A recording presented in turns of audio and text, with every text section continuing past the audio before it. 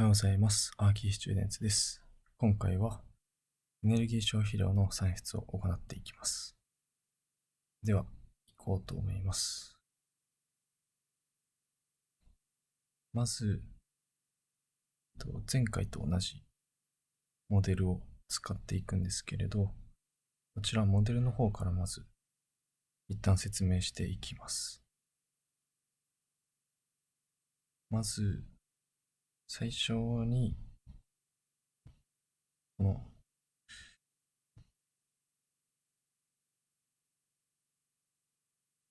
躯体と屋根を用意してください。まず、躯体と屋根を用意してもらって、HoneyBee の Room from Solid に入力します。で、こちらのコンポーネントは最低限の入力としてジオメトリーがあるんですけれど、今回コンストラクトとプログラムを必要ないかもしれないんですけれど、ちょっと試しということで設定しています。コンストラクトは2個入力が必要なんですけれど、クライメートゾーンとコンストラクションタイプ。コンストラクションタイプはおそらく構造だと思うんですけど、こちらスティールフレーム、鉄骨とかウッドフレームとか、あとクライメートゾーンはこの気候が選べるようです。で、プログラムはその用途ですねを選択できるようです。で、コンストラクトセットとプログラムをつないでいくんですけれど、次、躯体の方に進みます。この躯体、ちょっと分かりづらいんですけれど、このライノのこの下の立方体ですね。立方体をこちらで設定してて、この上の三角の屋根はこっちで設定してます。で、この下の部分をこう躯体と呼ばせていただくと、躯体の方の、その外壁に窓をつけたいということで、アパーチャーズバイレーションを設定しています。で、アパーチャーズバイレーションは、この比率を0、1でつなぐ必要があって、今回0点、小数点第1刻みで入力しているんですけれど、0だと窓がなくて、1だと全部が窓になるので、コンポーネントがエラーになるので、エラーになります。で、0.9だと、もうほとんど窓で、0.1だとすごい小さい窓。で、今回0.3という、ちょっと適当なんですけれど、設定しています。で、次、サブディバイド。サブディバイドは、窓を分割するかしないかという設定で、フォールスだったら、これトグルをつないでるんですけど、トグルでフォールスだったら分割しない。トゥルーにすると分割するっていう設定です。今回は一旦フォールスでやります。で、次なんですけど、この下の部分ですね。下の部分の設定をしていきます。ちょっとここからは空調だったり、給湯だったり、その負荷を最後計算するので、そのデフォルトだと空調だったり給湯が入ってないみたいなので、この H バック、ヒートクール H バックだったり、この SHW システムだったりを今回使っていきます。で、システムタイプを入力しないといけないみたいで、システムタイプはどんな空調にするかという、おそらくですがそういったもので、こっちの給湯の方のテンプレートでは、ヒートポンプだったり、ガスだったり、いろいろですね。で、設定できるので、今回はヒートポンプ。こっちは、ちょっと聞きなじみがないんですけれど、VRF というのを設定してます。で、まだですね。こっちの屋根の方は、その空調も、給湯も、もう上というか、この躯体の部分で設定しているので、もう屋根はもう乗っけるだけということで、負荷を削除するコンポーネント、ヒートポンププレナムというコンポーネントをつないでます。ちょっと分かりづらいんですけれど、えっと、今、給湯が入ってて、給湯分のなんか負荷がここで、給湯を入れることでその分の負荷が後で算出されるんですけど、こちらも空調ですね。で、これを入れない場合、この2つを入れなかったら、エネルギー消費量が少なくなって、もし入れたら、その分、グラフで見ると、消費量が多いということです。で、これどっちも入れなかったら、消費量ゼロなのかと思う方もいらっしゃるんですけれど、ゼロではなくて、デフォルトでその照明だったり、そういったものの負荷をもう、そのこっちですね。こっちの、これもそうですし、こちらもそうですし、デフォルトで負荷が発生するように設定されてるみたいなので、これとこれ入れなかったら消費量ゼロになるのではないかと自分も思ったんですけれど、ゼロではないみたいなので、こちらにも屋根にも負荷が発生しているということになるので、一旦全部のその照明だったり、照明かはわからないんですけど、その負荷を削除すると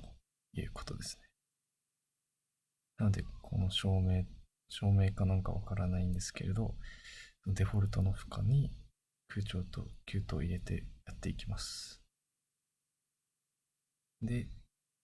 2個、その上の部分と下の部分のモデル作成終わったので、ヒートポンプの最後のルームズからつないだのと、あとは、このハニービープレナムからルームズにつないで、このハニービーソルブアジェイセンシーというコンポーネントで、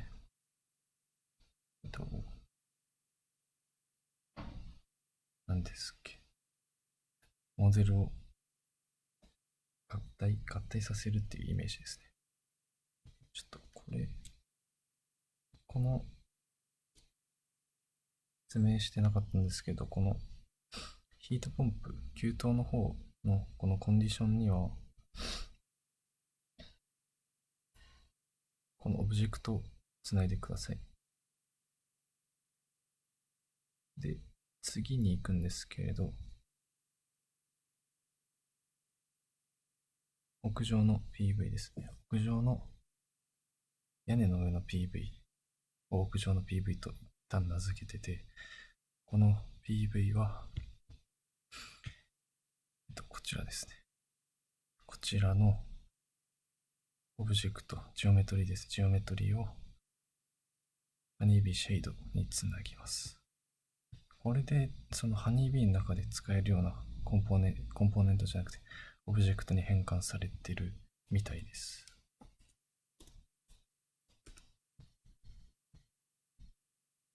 シェイドですね。で、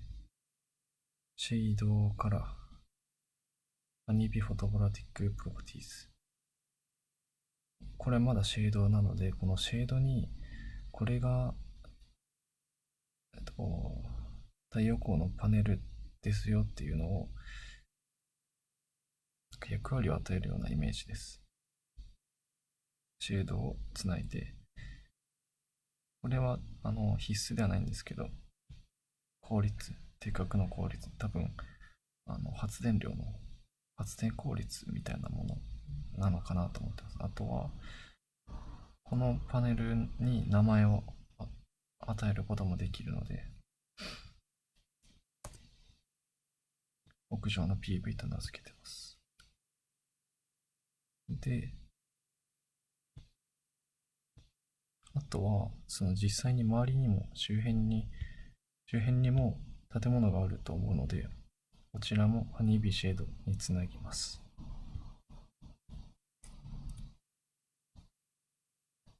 で、このシェードとこのフォトボラティックの方から持ってきて、ハニービームをモデルにつなぎます。これで全部のモデルが集まるといったイメージですね。合体した家のモデルをルームにつないで、シェードをこうつないでいきます。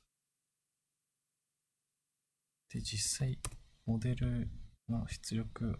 見てみると、モデルですね。このようなモデルという出力が出てきますし、リポートは何もないということですね。で、次にやっていくのが、このモデル、実際に可視化したものがこちらですね。これ外すと何も見えなくなるので、これで Visualize by Type で可視化しています。次にやっていくのが、Honeybee Electric Load Center というものですね。こちら、ちょっとわからなかったので調べたんですけれど、直流から交流に変換するものみたいです。で、変換効率はデフォルトで 0.96 で、DC-AC 比率は 1.25。もうこっちはデフォルトで、こっちは 1.25 入れてます。なんか似てる表現なんですけれど、調べたらちょっと意味合いが違うみたいなので、こちらは各自で参照されてください。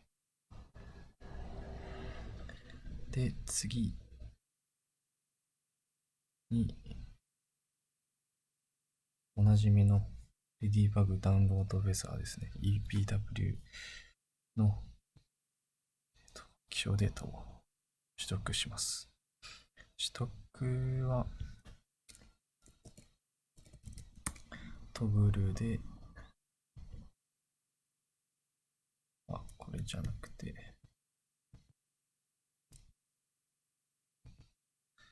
このトグルを true にしていくと気象データ取得できるので、こちらを取得してください。下関って書いてるんですけど、下関はあれですね、適当に設定しているので、場所はどこでも大丈夫です。で、次に設定するのが Honeybee のモデル to OSM ですね。こちらは OpenStudio モデルって書いてるんですけど、予想だと、このコンポーネントでエネルギーシミュレーションを実行してくれるというイメージです。で、先ほどのモデルにこの変換効率とか DCAC 比率を設定したエレクトリックロードセンターをつないで、こちらのダウンロードウェザーの EPW ファイルをつないで、ライトとランにつなぐと、トグルをつなぐということですね。一旦トグルをトゥルーにします。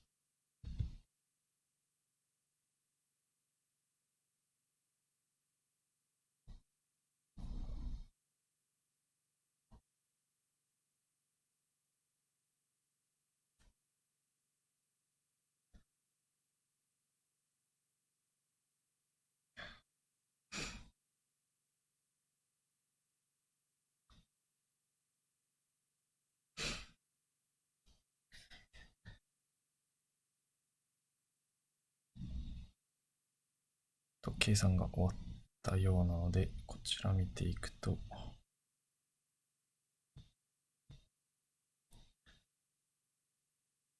まだ何も、今これ算出され可視化されてるんですけど、まだもう何もこれはない状態です。で、これが今これが見えてるのでちょっと分かりづらいので消す。この出力の方はちょっとよく理解してないんですけれど、 SQL というものから計算結果が取得できるようなので、HoneyBee Read Generation Result というコンポーネントの SQL にこちらつないきます。で、SQL のこのデータからプロダクションとコンサンプションってあるんですけれど、出力がこちらが、おそらく生産で、こっちが消費なので、エネルギー消費量と、PV の発電量、太陽光の発電量ですね。で、可視化する前に、可視化していきます。レディバグマンスリーチャートを出していただいて、このデータにつなぐんですけれど、プロダクションとコンサンプションですね。ベースポイント、あれですね。どこを軸にグラフを作るかということで、100、00の、座標を取ってます。ライノ上ですね。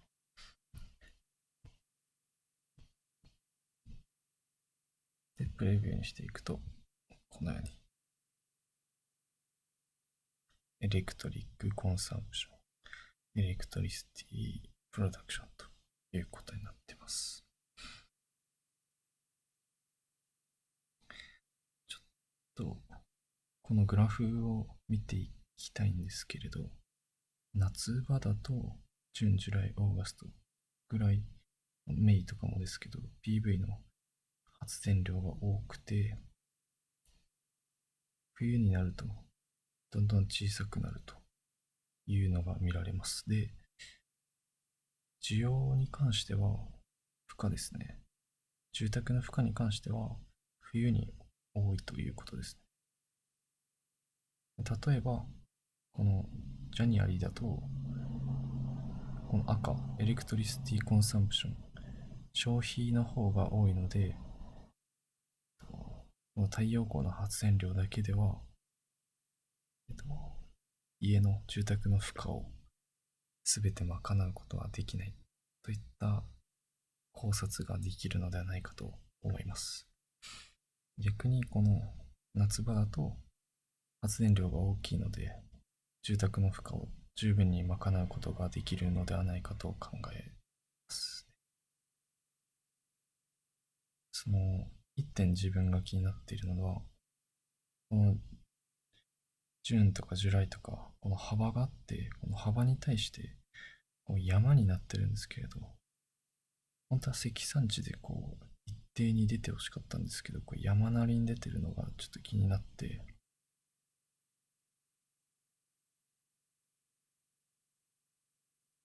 どういう見方をしたらいいのかなっていうのがちょっと気になってるので、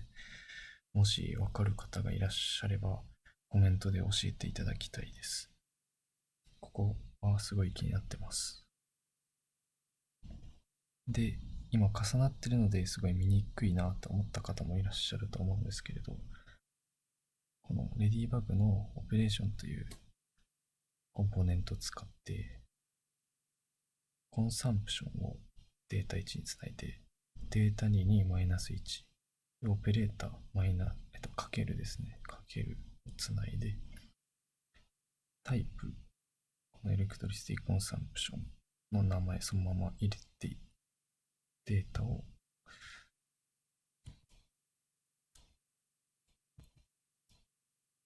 つなぐと、データが反転したりもします。やってることは、データ1にマイナス1をかけると、すべての値がマイナスになるので、データが反転するといったものですね。このようにした方が見やすいという方もいれば、先ほどのこのように需要に対して、負荷に対しての発電量の割合をこう見たいっていう時もあるので、人によって使い方というかその見方は結構大事かなと思います。今回はエネルギー消費量について、説明していったんですけれど、その前回太陽光発電量の推定をやらせていただいて、今回プロダクション生産太陽光の発電量っぽいものをちょっと算出したんですけれど、もう一点気になっているのが、前回のそのコンポーネントで算出した太陽光発電量と何が異なるのかというのが自分はあんまり分かってないので、よろしかったらそれもコメントでいただけると助かります。このプロダクションと前回算出した PV の発電量ですね。このプロダクションはちょっと値にして数値にして比較したかったんですけれど、こういう風になんか年間の1月1日か12月31日みたいなで情報しか出ないので、算出できないので、どういった違いがあるのか比較できなかったので、そちらもおいおい勉強していければなと思います。以上になります。ご清聴ありがとうございました。チャンネル登録とかコメント、いいねとかよろしくお願いします。